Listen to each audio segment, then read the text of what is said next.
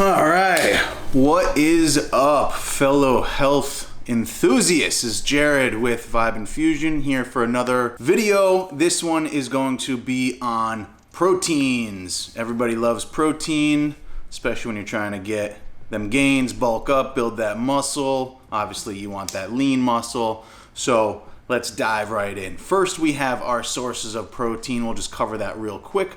We have our plant-based and our animal-based. Plant-based obviously is going to be exactly like it sounds. You're going to have your pea proteins, your lentil proteins, your quinoa, your brown rice, your pumpkin seed. But there's a ton of sources of plant-based proteins, and they're all really healthy for you. Some of them are complete amino acid profiles, which means they're a complete protein. Some are not. All animal proteins are complete proteins, but you will notice that one little tip I'm going to give you for a complete protein source, it does not need to be eaten in the same day. So everyone talks about rice and beans.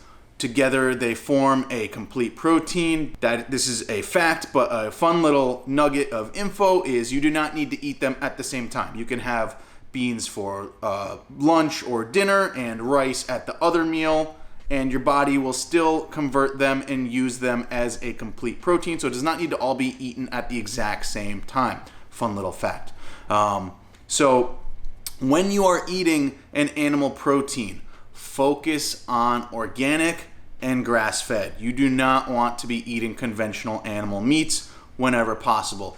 If you are plant-based, it's okay to still have some animals. Being plant-based does not mean vegan. There is a big difference. Plant-based can still eat meat products. So if you are going to eat meat products, just eat a little less. Help the planet, help the environment. I'll go into a whole nother topic on the benefits of being plant-based and how that can help not only you and your body and your heart and your insides, but also the environment and your carbon footprint. That's the basis of proteins, animals versus plant-based. A protein has 4 calories per gram. So we'll get into the math of that a little later. It's just a fun little tidbit. Carbohydrates also 4 calories per gram, 9 calories per gram. So this is just a little macro right here that's fun, little macro playing with the numbers.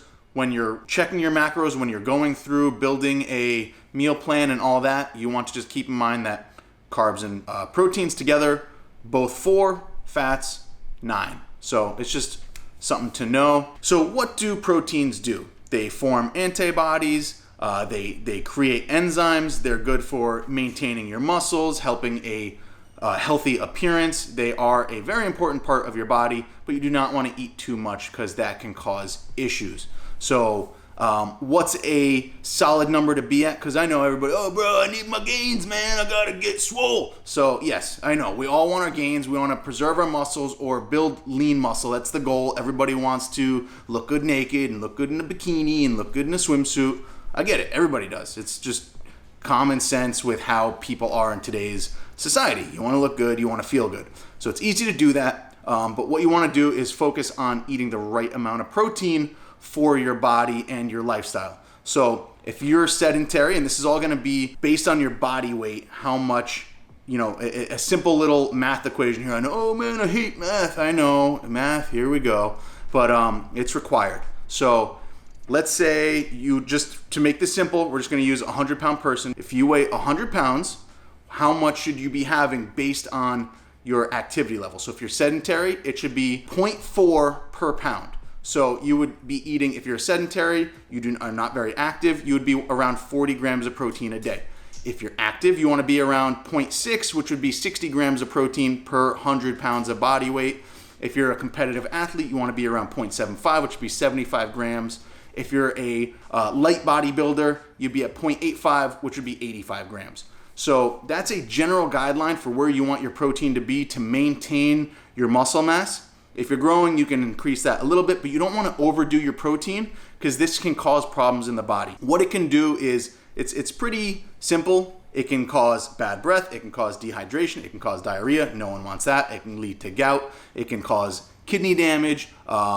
So constipation, it's just not good. So don't overeat your protein. You want to stay in a pretty safe range of proteins. And another thing that happens when you eat too many proteins, your body will, at a certain point, convert them to carbohydrates through a process called gluconeogenesis, long word, but basically that is your body taking excess proteins and converting them to carbs to help flush them out of the system. And that goes against the whole low carb diet that most people are generally trying to avoid. Even if you're on a healthy, balanced meal plan, when you up your carbs, obviously you gain weight. So if you're bulking, okay, it's not the worst thing, but you're still potentially doing damage to your body by eating too many proteins. So you want to avoid that for the most part, even if you are bulking. There's better ways to do that. Same thing if you're on the keto diet, and I'll do a whole nother video on keto diet down the road. But if you are on the keto diet, still you want to make sure that you're eating a good amount of fats and not too many proteins, because these issues can still arise. And if your body starts converting your proteins into carbs, it completely devoids the purpose of keto.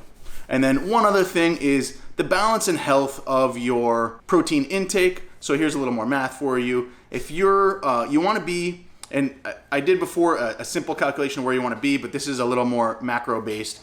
If you are, let's say you're eating 2,000 calories. If you're active, you want to be around 35% of your diet as protein. This would be for a balanced whole food diet. If you're sedentary, you want to be around 20-25% of your calories as protein. If you're active, you want to be around 35%. Obviously, if you're a bodybuilder, that goes up, but we're just keeping it for general normal people. Let's just use that 35% as an example. If you're eating 2,000 calories a day, that would be 700 calories of protein. Now remember, there's per gram 4 calories, so you take that 700 divided by 4, voila, 175 grams of protein. So that's a very simple way to check that. One type of protein you definitely want to try to avoid when possible is soy protein. There's much better options out there for plant-based proteins, because typically a soy protein, unless it's organic, good chance it's GMO. You don't want that. And also, it can lead to certain issues. Soy is not the worst thing, but it's also not the best. So when choosing your plant-based proteins, try to go into the peas, the brown rice, the pumpkin seed. Pumpkin seed and brown rice are the most hyperallergenic of the plant-based proteins. So those are good options. So when you're looking at your ingredient list of your proteins, you'll see some protein blends. Usually if it's a plant-based, those are okay. Just make sure there's no soy in there. That's just a general tip. So I hope you found this useful. If you did, subscribe, and I'll be putting out more content on just general health and wellness and nutritional tips. So I will also be putting down below some of what I put in here regarding the amounts of proteins you want to eat. So feel free to leave a comment, tell me you love it, tell me you hate it. Anyway, until next time, thank you for watching.